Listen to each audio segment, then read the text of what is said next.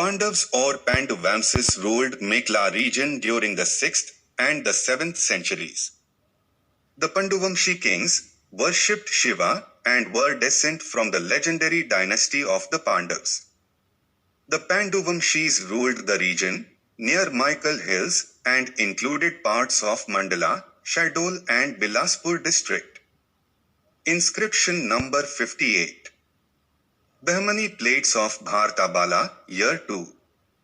This inscription is dated in the regnal years of the king, instead of any popular calendar era but based on some evidences. Historians have assigned different dates to the reign of Pandavas dynasty.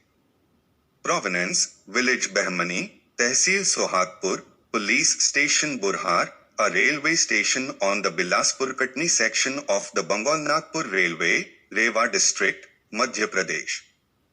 Script, nail-headed variety of Brahmi of the southern class, of about the 5th century AD. Language, Sanskrit. Bharatabala and his family are not known from any other source. In verse 11 below, Chhabra reads a veiled allusion to Bharatabala's sovereign, the Vakataka Emperor Narendra Sena, whose son Prithivishena II, in his Bahmani Plates, Ep.Ind. 9, pp. 71. 11.11, 27-28, also Supra III, 11, states that the former commands were obeyed by the lords of Kosala, Mekala and Malwa. Thus Bharatabala was a contemporary and a subordinate of Narendra Sena. Tentatively assigning 60 years rule to the three ancestors of Bharatabala and placing him about 460 AD, Chhabra arrives at 399 to 400 AD as the approximate date of coming to power of Jaibala, the first ruler of the Pandav dynasty in Mekala. English translation of the inscription. Om Hail.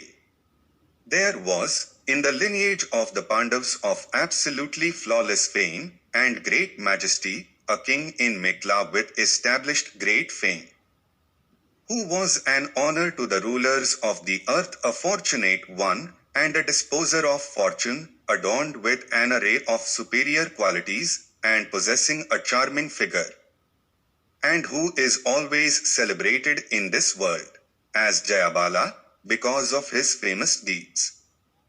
To him was born a son, Vasvara, who was likewise famous, compassionate, virtuous, conversant with law, who brought victories from battles, made the palace gardens of his enemies teem with wild beasts. The illustrious Vatsaraja became a king of great in influence, a praiser of good deeds, a recognizer of differences in ability, benevolent to men, devoted to righteousness, prominent for equity. His son, meditating on his feet, a devout worshipper of Shiva, greatly devoted to the Brahmanas, to the excellent supreme divinity, the Gurudeva, I.E. the preceptor, was the fortunate illustrious Maharaja Nagabala, begotten on the illustrious Queen Dronabhattarika. While on a march the earth with the highways pounded fine by the fall of horse hoofs, no sooner pollutes the far ends of the quarters, with the intervening space roughened and thickened with dust, than they are restored to normally, having been moistened with spray by his elephants, whose temples are soiled with rut. His son, meditating on his feet, a devout worshipper of Shiva, greatly devoted to the Brahmanas, to the excellent supreme divinity, the godlike preceptor, is the illustrious Maharaja Bharatha, begotten on the illustrious Queen Indrabhattarika. To her, endowed with compassion, virtuousness, good qualities, and with generosity and shrewdness, was born, as Kartikeya to Parvati, a son, Indra of flawless and charming luster. Indra, or the very sacrificial fire, born out of the churning sticks, full of affection on melted butter, is as bright as its brilliance, rose in stature. Being pleasantly supported by the Brahmanas, Steadfast in a good conduct, his sight brings happiness and improvement to the virtuous people, the accomplisher of dharma and artha, righteousness and prosperity.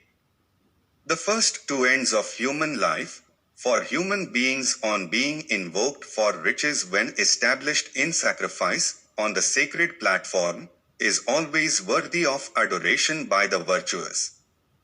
Like a huge presiding elephant of the quarters, he pulled off and thickly covered all the extensive directions with the thick crowd of smashed tall trees, in the form of enemies.